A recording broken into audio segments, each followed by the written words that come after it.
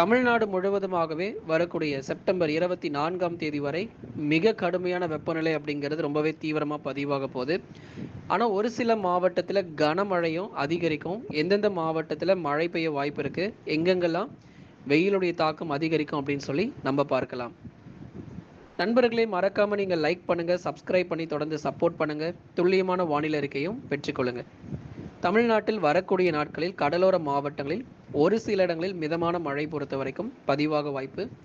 சென்னை, திருவள்ளூர், காஞ்சிபுரம், செங்கல்பட்டு, விழுப்புரம், கடலூர், புதுச்சேரி மற்றும் காரைக்காலில் விட்டு விட்டு பரவலாக மிதமான மழை கிடைக்கும். அதில் குறிப்பாக விழுப்புரம், கடலூர், கள்ளக்குறிச்சி, புதுச்சேரி மற்றும் காரைக்காலில் இரவு அல்லது நள்ளிரவு நேரங்களில் பரவலாக இடியுடன் கூடிய மிதமான மழையானது பதிவாகிறதுக்கான வாய்ப்புகள் அதிகம். அது மட்டும் இல்லாமல் சென்னை, திருவள்ளூர், காஞ்சிபுரம் மற்றும் செங்கல்பட்டு உள்ளிட்ட மாவட்டங்களிலும் சில சமயங்களில் சாரல் மழை, இரவு அல்லது நள்ளிரவில் சில சமயங்களில் சாரல் மழை, அவ்வப்போது மிதமான மழையும் வரும் நாட்களிலும் எதிர்பார்க்கலாம். நமக்கு நேற்றைய தினங்களிலும் இரவு மற்றும் நள்ளிரவில் சாரல் மழை போல ஆங்காங்கே கடலோர மாவட்டங்களில் பதிவாகி இருக்கிறது. தொடர்ந்து இனி வரும் நாட்களிலும் பரவலாக கடலோர மாவட்டங்கள் முழுவதுமாகவே பெரும்பாலும் மிதமான மழை அப்படிங்கிறது தீவிரமடையும். அதற்கு பிறகு செப்டம்பர் கடைசி 7 நாட்களில் நமக்கு மிதமானது முதல் கனமழையும் கடலோரத்தில் பதிவாகும். மற்ற மாவட்டங்களில் மழை வாய்ப்புகள் எப்படிங்க? கடலோரத்தில் ஒரு மிதமான மழை வரும்னு சொல்லியிருக்கீங்க, அப்போ மற்ற மாவட்டங்களில் வானிலை எப்படி இருக்கும் அப்படின்னு சொல்லி பலரும் கேட்டிருந்தீங்க. டெல்டா மாவட்டங்கள் பொறுத்தவரை வானம் ஓரளவு மேகமூட்டமாக இரவு நள்ளிரவிலும் சில சமயங்களில் லேசானது முதல் மிதமான மழை டெல்டாவிலுமே கூட பதிவாகும். ஆனால் பகலில் வெயில் அதிகமாக இருக்கும். பகல் நேரங்கள் பொறுத்த வரைக்கும் மிக கடுமையான வெப்பம் பதிவாகும். திருச்சி மற்றும் புதுக்கோட்டை டெல்டா மாவட்டங்களிலேயே அதிகம் வெப்பம் பதிவாகக்கூடிய மாவட்டம் திருச்சி மற்றும் புதுக்கோட்டையில் டெல்டா மாவட்டங்களில் அதிக வெப்பம் பதிவாகும். தமிழ்நாட்டில் அப்படின்னு நம்ம எடுத்துக்கிட்டோம் அப்படின்னா மதுரை, திண்டுக்கல், விருதுநகர், சிவகங்கை, சேலம், நாமக்கல், திருச்சி இது போன்ற பகுதிகளில் அதிக வெப்பம் தமிழ்நாட்டிலேயே இந்த மாவட்டங்களில் தான் பதிவாக வாய்ப்புகள் இருக்குது. ஆகவே 40 டிகிரி செல்சியஸ், அதாவது கிட்டத்தட்ட 104 டிகிரி ஃபேரன்ஹீட்லேருந்து 106 டிகிரி ஃபேரன்ஹீட் வரைக்கும் வெப்பம் பொறுத்த வரைக்கும் தமிழ்நாட்டில் பதிவாகக்கூடும்.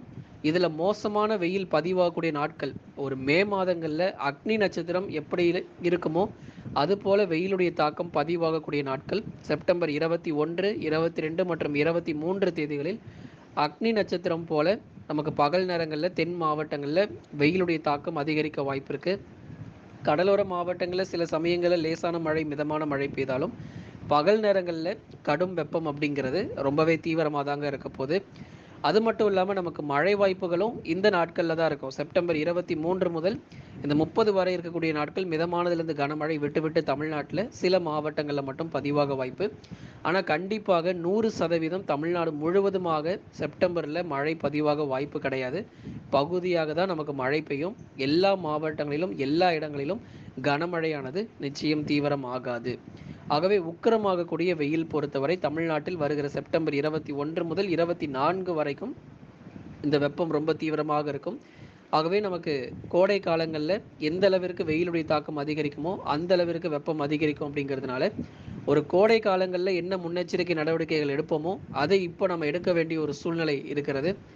ஆகவே எல்லா இடங்களுமே, அதாவது தமிழ்நாட்டில் இந்த பகுதிகளுக்கு குளிர்ச்சியாக இருக்கும், இங்கே மட்டும்தான் வெயில் அதிகமாக இருக்குன்னு சொல்லி எந்த மாவட்டங்களும் சொல்ல முடியாது. 100% தமிழ்நாடு முழுவதும் கடும் வெப்பம், குறைஞ்சது நமக்கு 37 டிகிரி செல்சியஸாவது நமக்கு வந்து பதிவாகிறோம். அந்த அளவிற்கு வெப்பம் இருக்குது. ஆனால் மழை பொறுத்த வரைக்கும் ரொம்ப குறைவுங்க. ஒரு 4லிருந்து 5 மாவட்டங்கள் வேணால் நமக்கு மழை பெய்யும்னு சொல்லலாமே தவிர மற்றபடி பெருமளவு நமக்கு வந்து வெயிலுடைய தாக்கம் தான் ரொம்ப அதிகமாக இருக்கும். அதனால் பகல் நேரங்களில் வெளியே செல்க தவிர்த்து கொள்ளுங்கள். வடகிழக்கு பருவமழை அடுத்த மாத இறுதியில் நமக்கு வந்து தொடங்க போகுது. அதற்கான வானிலை அறிவிப்புகள் நம்ம தொடர்ந்து ஒவ்வொரு நாளும் கொடுத்துக்கிட்டு இருக்கோம். ஏன்னா வடகிழக்கு பருவமழை பொறுத்த வரைக்கும் அக்டோபர் இறுதியில் தொடங்கும். தாழ்வு பகுதிகள், புயல் சின்னங்கள் வழக்கம் போல தான் இருக்குது. ஆகவே அதில் நமக்கு எந்த குறைபாடும் கிடையாது. வடகிழக்கு பருவமழை வழக்கம் போல வெள்ளத்தை ஏற்படுத்திட்டு போகும், அதில் நமக்கு மாற்றம் இல்லை. ஆனாலும் அது தொடங்குறதுக்கு முன்பதாக நமக்கு வெயிலுடைய தாக்கம் இப்பொழுது வாட்டி வதைத்து கொண்டிருக்கு. நிச்சயம் சீக்கிரமாக இந்த வெயில் முடிவுக்கு வந்து நல்ல ஒரு பரவலாக நமக்கு மழை பொழிவுகள் கடலோரத்தில் தொடங்கி அதன் பிறகு படிப்படியாக தென் மற்றும் உள் மாவட்டங்களிலும் எதிர்பார்க்கலாம். நீலகிரி, கோயம்புத்தூர், தேனி மற்றும் தென்காசி போன்ற மேற்கு தொடர்ச்சியிலுமே கூட வெயிலுடைய தாக்கம் கணிசமாக அதிகரிக்கக்கூடும்.